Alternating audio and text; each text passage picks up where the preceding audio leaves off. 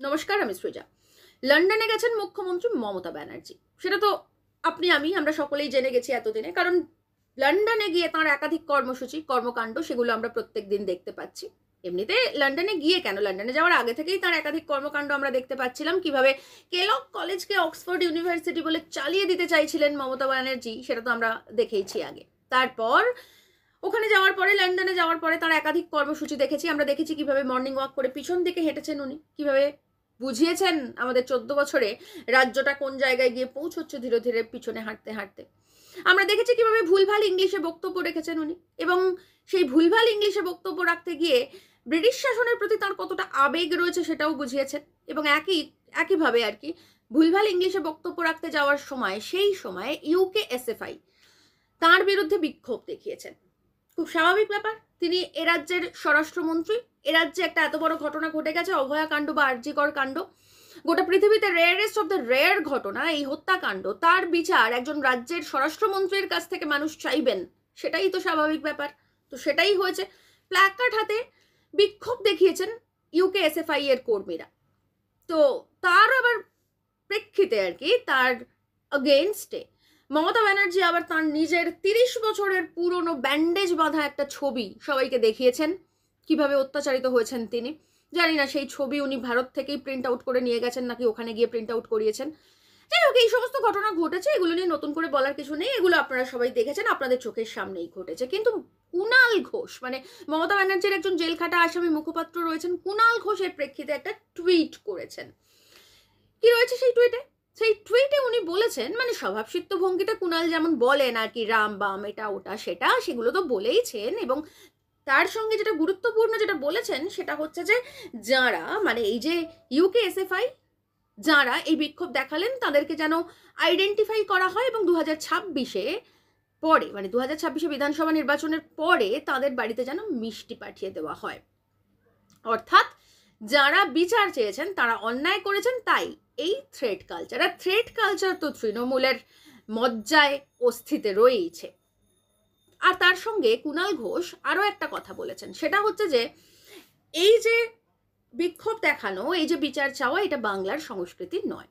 তো এবার বিষয়টা হচ্ছে যে গত 14 বছরে বাংলার সংস্কৃতি কোথায় এসে দাঁড়িয়েছে সেটা নিয়ে তো আমরা আলোচনা করব অবশ্যই, কিন্তু তার আগে একটু অতীতের ইতিহাসের কথা বলতে হবে। একটু 1979 সালের কথা বলবো। সালটা 1979, যেমন বললাম, তৎকালীন মুখ্যমন্ত্রী জ্যোতি বসু। সেই সময় বামফ্রন্ট সরকার প্রথমবারের জন্য ক্ষমতায় এসছে 1977-এ। আপনারা সবাই জানেন 1979-তে প্রথমবার, মানে ক্ষমতায় আসার পর প্রথমবার জ্যোতিবাবু বিলেতে গিয়েছিলেন। সেই সময় নকশালপন্থীদের বেশ কিছু ক্ষোভ দানা বেঁধেছিল জ্যোতিবাবুর বিরুদ্ধে। তো জ্যোতিবাবু বিলেতে যখন বক্তব্য রাখতে স্টেজে ওঠেন, সেই সময় এই একইভাবে মমতা ব্যানার্জিকে যেভাবে প্ল্যাকার্ড দেখানো হয়েছে, জ্যোতিবাবুকেও প্ল্যাকার্ড দেখানো হয়েছিল। সেই সময় নকশালপন্থীদের যা যা অভিযোগ ছিল, যা যা কারণে ক্ষোভ জমা বেঁধেছিল, দানা বেঁধেছিল, সেই সব নিয়ে, এবং তার সঙ্গে কিছু পচার ডিম ফিম এসব ছুঁড়ে মেরেছিলেন তারা। মানে এটা বিলেতের, লন্ডনের খুব একটা কমন কালচার।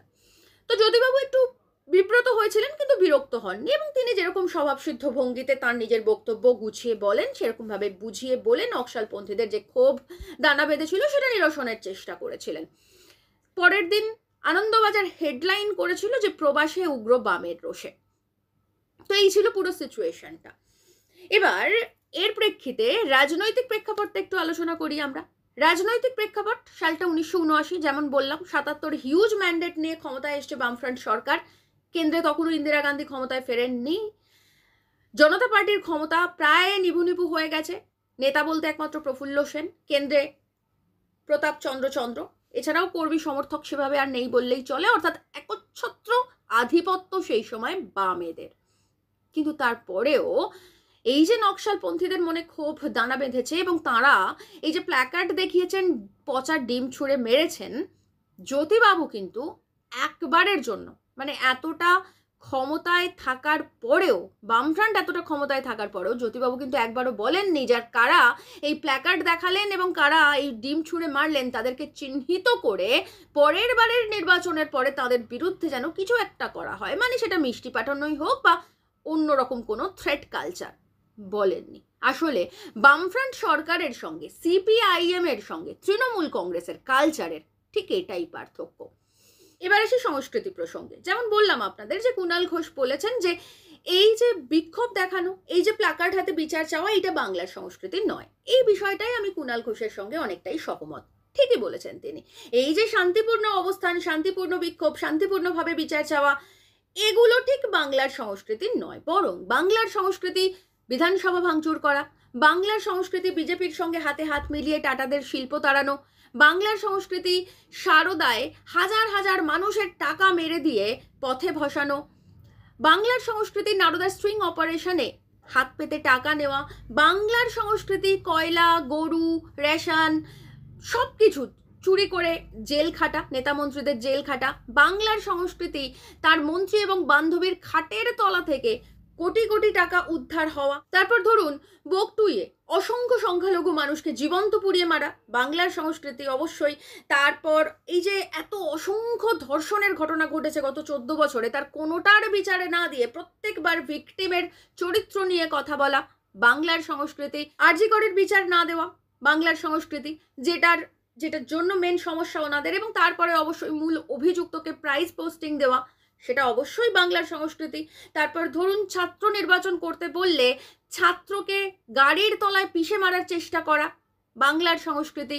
মাওবাদী বলে ছাত্রদের দেগে দেওয়া, বাংলার সংস্কৃতি। এবং সর্বোপরি কেলগ কলেজে একজন লিকার কোম্পানির মালিকের টাকায় যাওয়াকে, ব্যবস্থাপনায় যাওয়াকে অক্সফোর্ড ইউনিভার্সিটিতে বক্তৃতা দিতে যাচ্ছি বলে চালিয়ে দেওয়া, এগুলো অবশ্যই বাংলার সংস্কৃতি। সেদিক থেকে দেখতে গেলে এই যে শান্তিপূর্ণ বিক্ষোভ এবং এই যে বিচার চাওয়া, সেগুলো যে বাংলার সংস্কৃতি নয়, সেটা কুণালবাবু অনেকটাই ঠিক বলেছেন। তাই আমি শুরুতেই বললাম যে হ্যাঁ, ওনার সঙ্গে এই বিষয়টাই আমি সহমত। আসলে সমস্যা হচ্ছে এবারটায় ওই দেব, ইন্দ্রনীল, বাবুল সুপ্রিয়, এনারা তো জাননি, মানে মূলত এই মুহূর্তে বাংলার সংস্কৃতির ধারক এবং বাহক যারা ওই ধরুন রবীন্দ্রসঙ্গীত বলতে মনে পড়ে রুবি রায় গেয়ে ওঠেন, তো এই সমস্ত বাংলার যারা সংস্কৃতির ধারক এবং বাহক এই মুহূর্তে তারা কেউই ওই লন্ডন সফরে মমতা ব্যানার্জির সঙ্গে যাননি। তাই খুব স্বাভাবিকভাবেই এই মুহূর্তে দাঁড়িয়ে বাংলার সংস্কৃতি রক্ষা করার দায়িত্ব গিয়ে পড়েছে কুণাল ঘোষের উপর। আর সংস্কৃতির বোধ ওনার একটু আছে টাছে বোধ হয়, কারণ